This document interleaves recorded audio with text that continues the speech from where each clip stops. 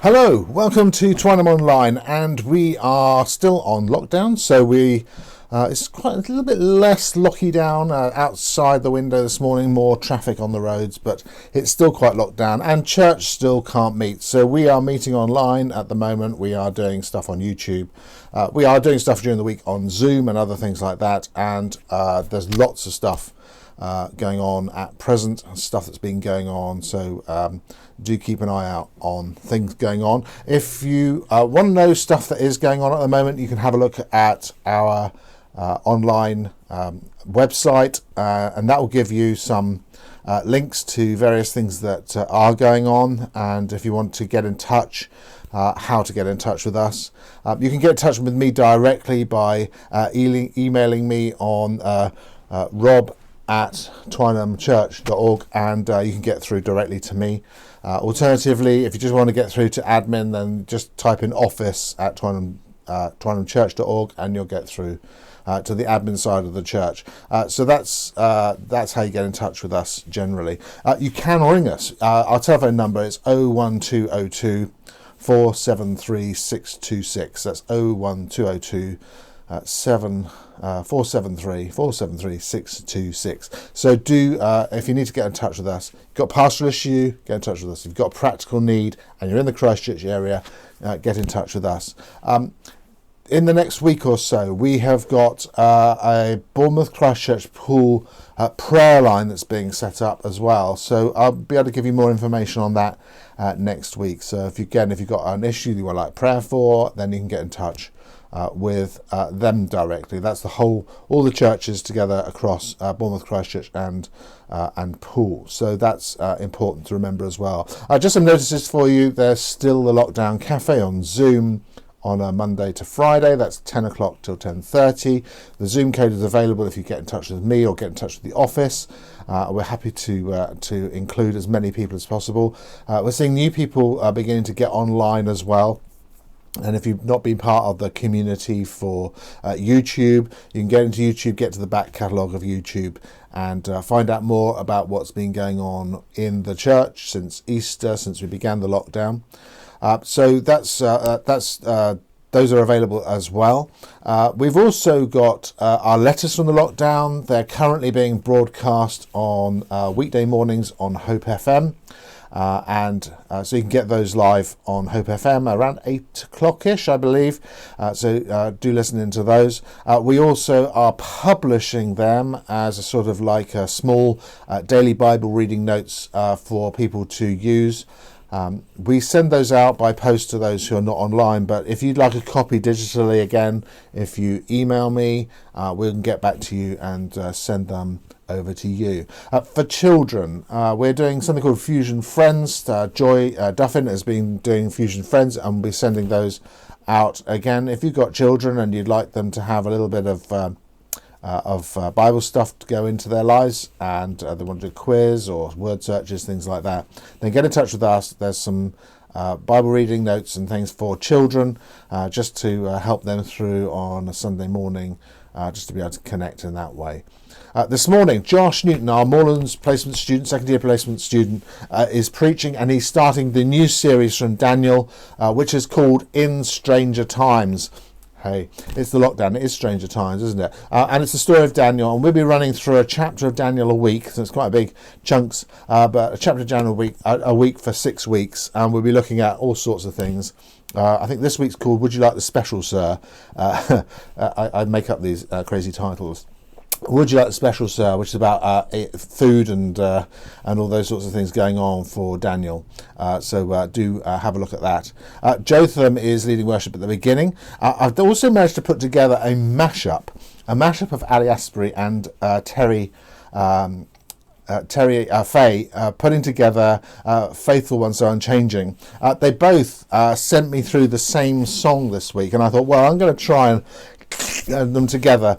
They're not all the way through. It was very hard actually because the timing was slightly out. So, but I think I managed to do it. So we're going to try that at the end and see how that goes with part of the song. I think it's the chorus of the song. I managed to and get them to sing together, even though they are miles apart, to sing together.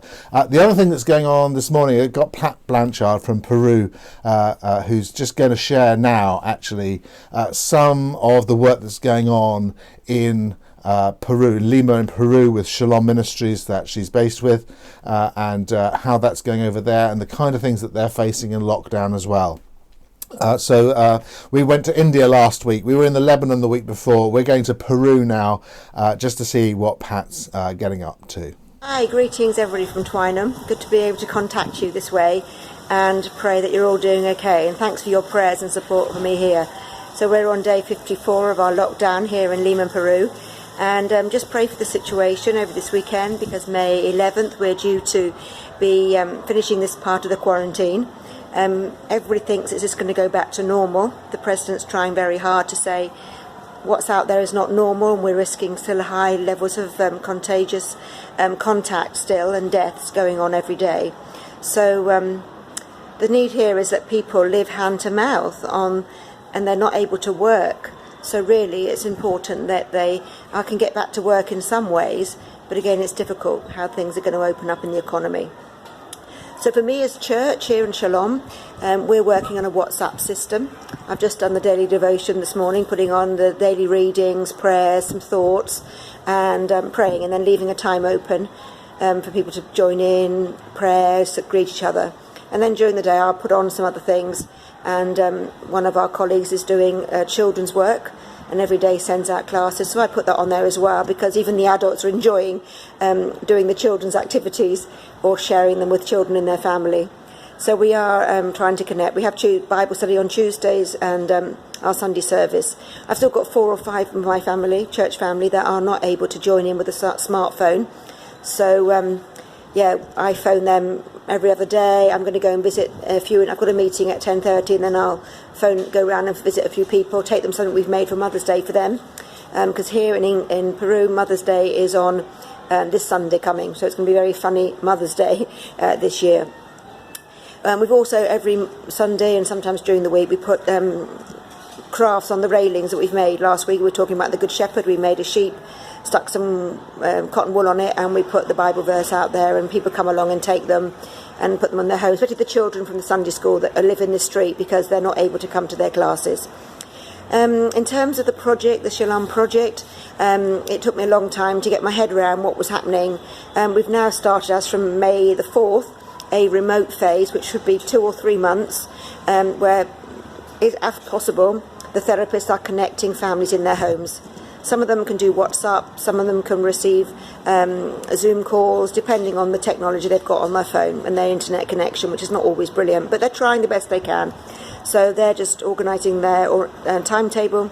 We had a staff Zoom meeting on Wednesday, and 2 members of staff came yesterday to collect some of their resources, features, posters and visual aids for their children, so they can use them via their calls and things to copy.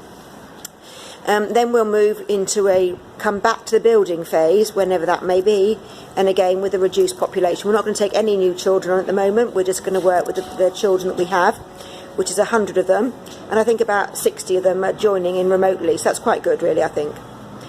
The diocese is going through some problems, as you can imagine. Churches aren't meeting, people aren't able to give their tithes and offerings, however small that was in the past, because our communities are very vulnerable, living hand to mouth. So I'm on the finance committee for this emergency time, writing to donors, getting donations over here, connecting with SAMS USA, SAMS Ireland and CMS and other dioceses in partnership with us. And we've had quite a bit of money come in over the last couple of weeks. So the Bishop tells me what's come in, I write the report, and then we'll try and, I will write next week, in 2 weeks' time I'll get on to then replying to those donations. Thank you for your donation, this is what we spent it on. So that's a bit of work for me as well at this time. Our diocesan schools also provided income for the diocese, and they're not going to be working now. Well, they are working, but remotely, and parents are asking for a decrease in their monthly fees because they're at home with the children. So I don't think that our schools will be much going on very well this year. There's a lot of schools around here. Of course, I'm sad next week. I was going to be getting on a plane on the 13th of May and coming back to Bournemouth to be with my family and to visit Link churches. So that's not going to happen, and I know that's going to be a difficult time for me next week. So I think of something nice I can do. I'm on my roof at the moment, which is a nice area, as some of you may know the view, and we have got a few plants here that's keeping us going. So Louise and I sit up here in an afternoon, pray, contact church members, and try and keep connected. So this morning I've got a health coordinators meeting to how to support the families most at risk, our disabled families most at risk in the health ministry. And then we're preparing things for Mother's Day, and I'm going to go and visit some visit some people from church. And then in the afternoon I'm going to connect on a Zoom call about World Vision is doing a virtual call this afternoon at 5 o'clock as a virtual Zoom about how to care for children mental health. So I'm going to join in with that this afternoon. Hopefully I can record the Zoom meeting as well, if it's allowable, and then to share with parents or my staff. So there's lots to do. Sorry this has been a bit wobbly up here, and lots of love to you all. God bless, and I will see you when I see you. And thanks for praying. God bless. The Bible reading I want to bring just before we come into worship is from Isaiah chapter 6, a time of uncertainty in the life of the nation of Israel, in fact the nation of Judah. The nation of Judah, the King Uzziah has died, a sense of uncertainty about the future, and this is what Isaiah says. He says, "In the year that King Uzziah died, I saw the Lord high and exalted, seated on a throne, and the train of his robe filled the temple.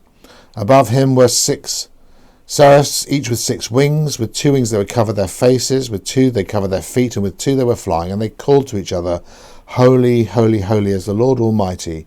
The whole earth is filled with his glory. At the sound of their voices the doorposts and thresholds shook, and the temple was filled with smoke. Woe to me, I cried. I am ruined, for I am a man of unclean lips, and I live among a people of unclean lips. And my eyes have seen the King, the Lord Almighty. Then one of the seraphim flew to me with a live coal in his hands, which he taken from the tongs from the altar, and he touched my mouth. And he said, See, this has touched your lips. Your guilt is taken away, and your sin is atoned for." And I just think that it's so good to know that in times of uncertainty, the Lord is still on the throne. He's still the King. He's still there. He's still established. He's still holy. He's still powerful. He's still able to forgive. He's still able to cleanse. He's still able to heal. And so whatever you're facing this morning, whatever you're struggling with, whatever you're finding difficult in your heart this morning, you can lay it before the Lord, because he's not gone anywhere. He's still here. He's still close by. He still hears your voice. He still hears your cry. Let's just pray, and we'll come into a time of worship. Father, as we come into your presence this morning, as we want to come to your presence today, Father, will you give us that sense of your grace at work in our lives, and an assurance in our hearts that you're still on the throne, doing the things you always do, pouring out the love you always pour out, the mercy, the grace that you always pour out, forgiving our sins, and giving us a cleansing of our hearts and our minds. Thank you, Lord, that you still reach out to us. Help us in our worship before you today to reach out to you and give you the glory that you deserve. We thank you and we praise you in Jesus' name. Amen.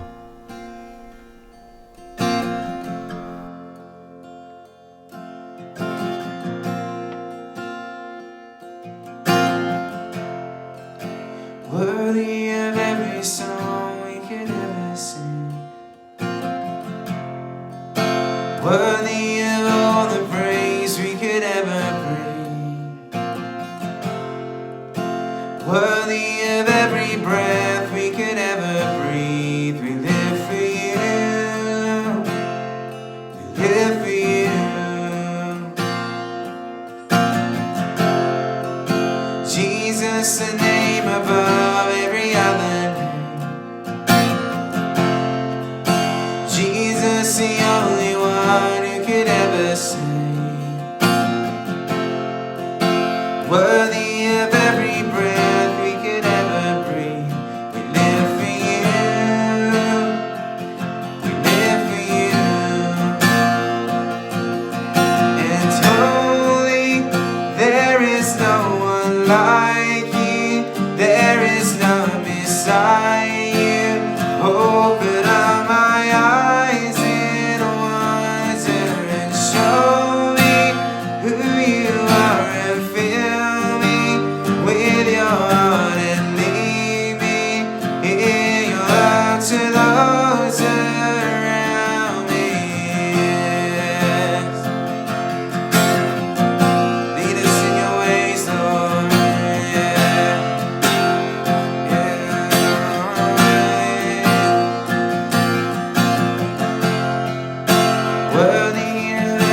song we could ever sing.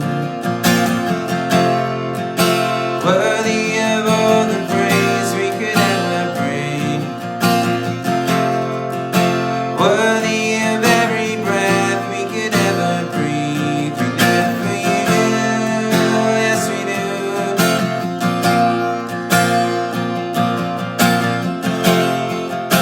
Jesus, a name above every other name.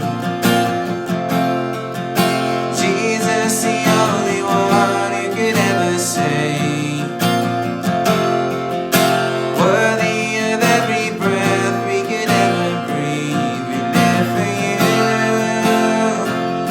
We live for you. It's holy, there is no one like you. There is none beside you. Open up my eyes in wonder and show me who you are and fill me with your heart and lead me in your love to those around me.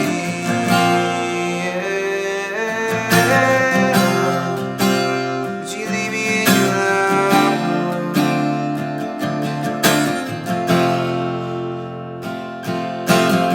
I will build my life upon your love.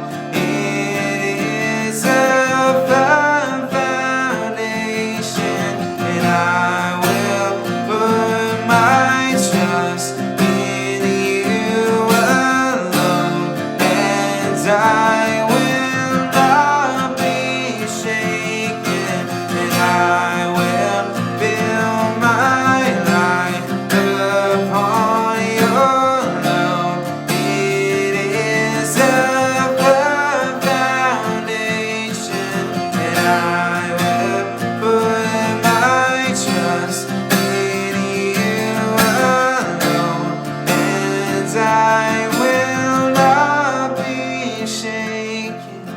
Holy, there is no one like you, there is none beside you. Open up my eyes in wonder and show me who you are and fill me with your heart and lead me in your love to those around me.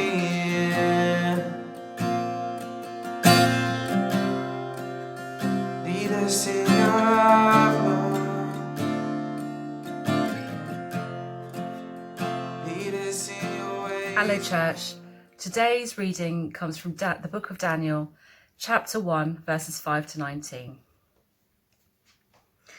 The king assigned them a daily amount of food and wine from the king's table. They were to be trained for 3 years, and after that they were to enter the king's service. Among these were some from Judah: Daniel, Hananiah, Mishael, and Azariah. The chief official gave them new names. To Daniel the name Belshazzar, to Hananiah Shadrach, to Mishael Meshach, and to Azariah Abednego. Daniel resolved not to defile himself with the royal food and wine, and he asked the chief official for permission not to defile himself this way. Now God had caused the official to show favour and sympathy to Daniel, but the official told Daniel, "I am afraid of my lord the king, who has assigned your food and drink. Why should he see you looking worse than the other young men your age? The king would then have my head because of you." Daniel then said to the guard, whom the chief official had appointed over Daniel, Hananiah, Mishael, and Azariah, "Please test your servants for 10 days. Give us nothing but vegetables to eat and water to drink. Then compare our appearance with that of the young men who eat the royal food, and treat your servants in accordance with what you see." So he agreed to this and tested them for 10 days. At the end of the 10 days, they looked healthier and better nourished than any of the young men who had ate the royal food. So the guard took away their choice food and wine they were to drink and gave them vegetables instead. To these 4 young men God gave knowledge and understanding of all kinds of literature and learning, and Daniel could understand visions and dreams of all kinds. At the end of the time set by the king to bring them in, the chief official presented them to Nebuchadnezzar. The king talked with them, and he found none equal to Daniel, Hananiah, Mishael, and Azariah. So they entered the king's service. Hello, good morning. I am so thrilled to be able to share this message with you today. In Stranger Times, that is the title of this new series we're looking at. For those who don't know who I am, my name is Joshua Newton and I'm one of the youth leaders here at Twynham Church. So the life of Daniel, we're jumping in straight into a new series. What is Daniel's life all about? Well, we find Daniel's life shows us of a God who works in our hardest situations, a God who works in our hardest circumstances. Daniel's life, his visions, his stories show us, as faithful followers of God, it's not only possible to survive in hard situations, but we can thrive. For those who also don't know, I grew up in a Baptist church, so in true Baptist style, I've picked out 3 things we can take from this morning. My first point this morning is to take hope. Maybe you need to hear this morning. Maybe this is something you've needed to hear for a while. God is still in control. He hasn't abandoned you. He hasn't left you. The same today as in every day of creation, it is in the hands of the Creator. Today is in God's hands. We can look around at the moment and think, how is anyone in control of this? Even the government, how are they in control of this? It feels like the world's a bit chaotic. No one really knows what's going on. Daniel or his people must have thought this way. They've just been taken captive by a foreign land. They definitely don't feel in control. And we can take hope today because we can see how Daniel adjusted to a new life. We can take hope because we have a God who is still in control. The new normal feels more like the abnormal. We don't really know what's going on. We're a bit confused. What's going to happen next week, next month, next year? We don't know what the repercussions are. But God knows. And it says in the Bible, God works and will always work for the good of his people. We can trust who he is and we can trust that he's still in control. This reminded me of a verse, and this verse comes from Jeremiah 1:5, that you were made for this time. God hasn't put you in this time by accident. He knows what he's doing for you today, next week and next month. God is still in control. It may be hard to adjust to a new life, new routines, a new situation we haven't prepared for. For those affected by illness, friends or families who are taken ill, it can feel like, how is God even present in this all? But this morning, take hope, take comfort, because God, in the same way he works in Daniel's story, he's working in your story today. See, we find in verse 2, this is really cool, we find in verse 2 that yes, Daniel and his people weren't in control, but neither were the Babylonians. It would seem like the Babylonians were the ones in control, but they weren't. In verse 2 it reads, the Lord delivered the king into his hand. And if you jump back into Jeremiah 25:8-9, you'll find God saying that he'll bring Nebuchadnezzar against the Israelites. God was in control. It wasn't the Babylonians alone. God delivered them into their hand. God was in full control of what was going on. And this echoes Proverbs 19:21. Many are the plans of the mind of the man, but it is the purpose of the Lord that will stand. Many are the plans in the mind of the man, but it is the purpose of the Lord that will stand. I love this song lyric. I can't remember what song it's from. But it goes, even what the enemy means for evil, you turn it for our good. God is not against you, he is for you, and he is still in control. In the same way he was in control the day Daniel was taken into Babylon, he is in control today. Don't be afraid. Take hope. God is in control. Maybe this is something you need to encourage a neighbour from. A relative, a friend. Maybe they need to hear today that life isn't chaotic. When it feels like it, there is still a creator in control.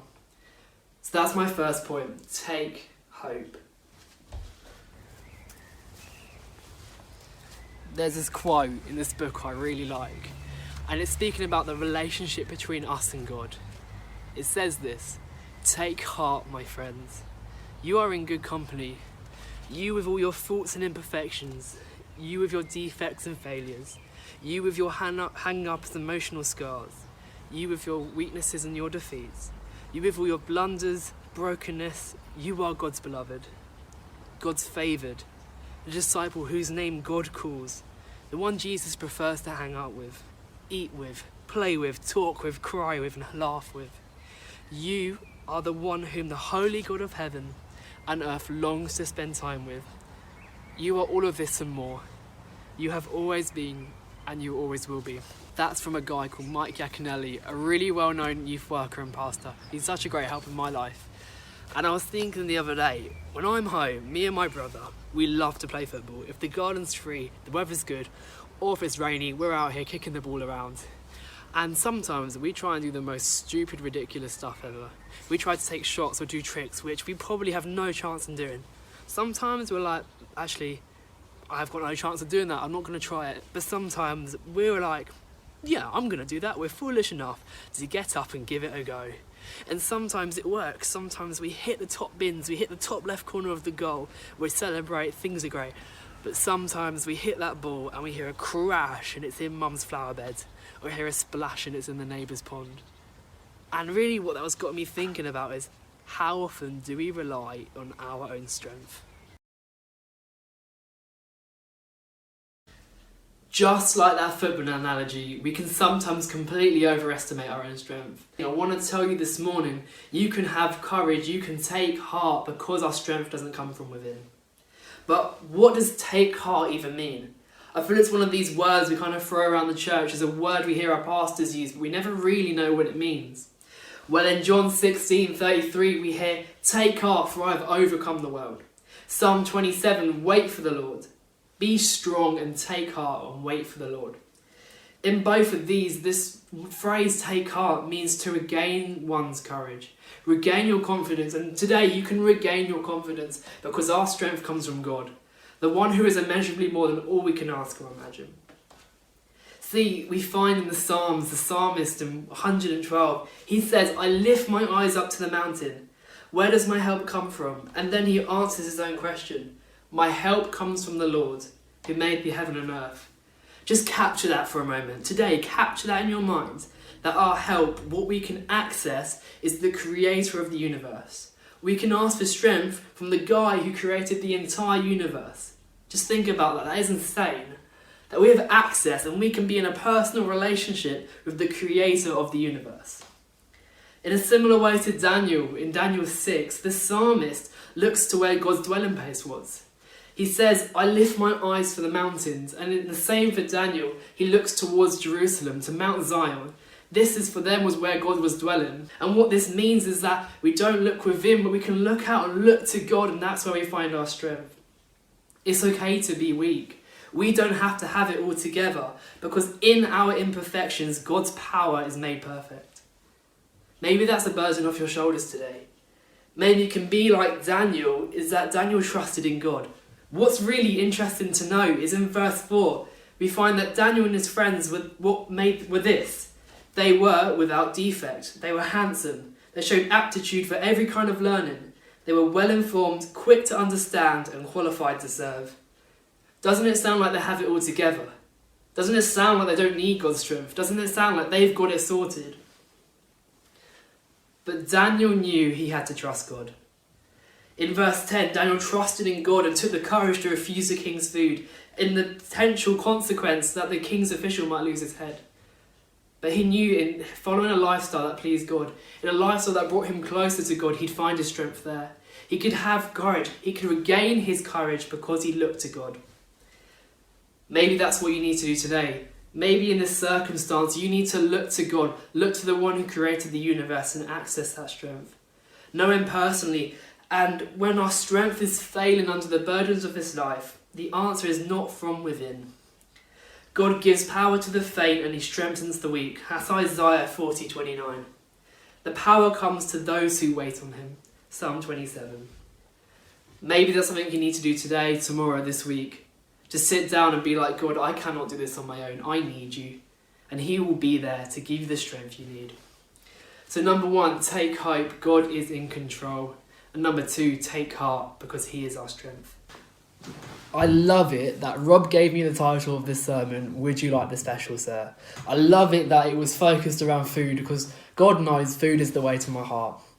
But also, food's such a great analogy, isn't it? So universal, so powerful sometimes. And I was thinking about this, and recently in our household, we've devised a routine, a practice, because we needed to balance out the meals, who cooks when. So I came up with a routine of who cooks on what night. My night is Tuesday night. And this has been great. We've had different tastes, different people's flavours, putting things in the dishes they like. We've also had different levels of skills, sometimes good, sometimes not so good. But what we've done, we've put a practice in, which has really enabled us as a family to grow closer. So how do we look into what Daniel did, and how did that draw him closer to God? And how can this be the same for us? And getting into my last point, if we open up Daniel 1, we can read from verse 8. But Daniel resolved not to defile himself with the royal food and wine, and he asked the chief official for permission not to defile himself in this way. Then jumping up to verse 12. Please test your servants for 10 days. Give us nothing but vegetables to eat and water to drink.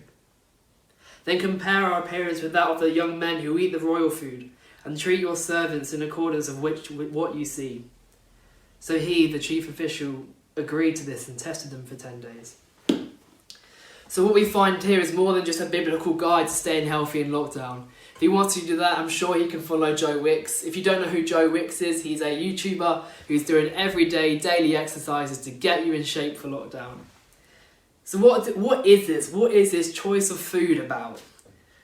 If you're going to take away anything, mind the pun of takeaway for food. If you're going to take away anything from this morning, take away this. We were made for a lifestyle with God, to thrive when hard times hit because of that lifestyle. I'll say it again, we were made for a lifestyle with God, a personal relationship.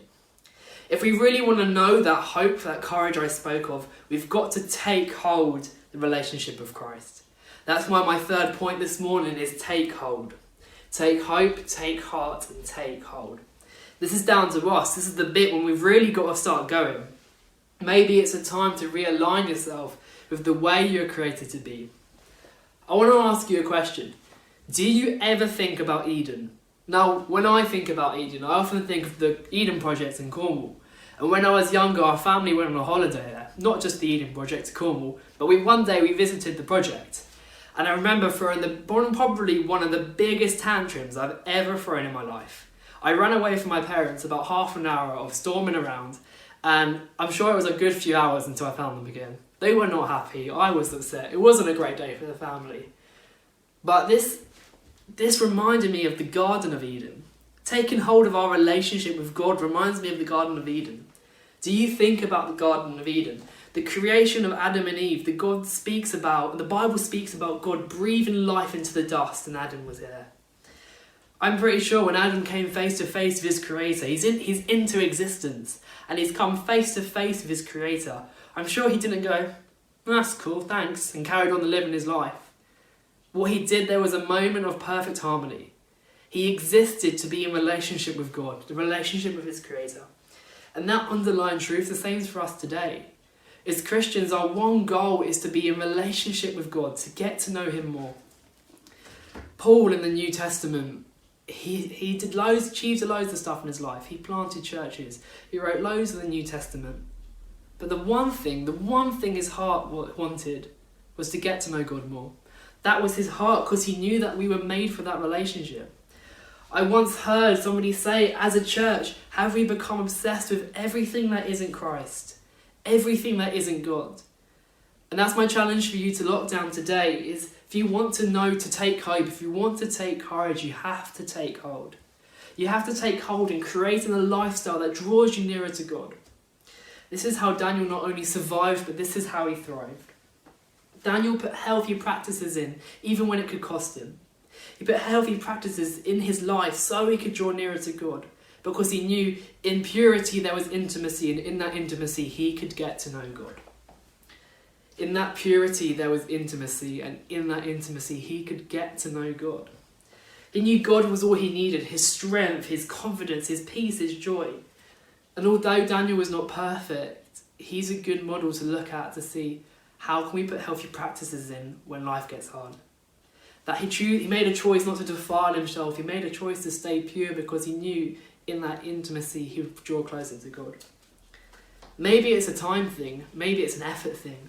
For a lot of us, in any relationship, it needs time, it needs effort. Our lifestyle will determine the productivity, the fruitfulness of that relationship. So let us create healthy practices that draw us nearer to him. That's the simple thing today. Whether it's sitting down for a coffee and opening your Bible and letting God just speak to you, waiting on God. Maybe it's an evening walk and just walking around a field or down the roads and just praying to God out loud, having a conversation with him. Maybe it's as a family unit. Maybe it's whoever you're living with at the moment. See, we don't play hide and seek with God because he's not hiding. We just got to seek and he's there. If you're struggling with making time, if you're struggling with all these burdens of life and you want to make time with God, I'd really recommend give this book a read. It's called The Ruthless Elimination of Hurry. How to Stay Mentally and Spiritually Healthy in a Modernity of Chaos. The Ruthless Elimination of Hurry. It's by a guy called John Mark Comer. It has really helped me develop healthy practices in my life to spend time with God. Maybe you're on your own, maybe with your household.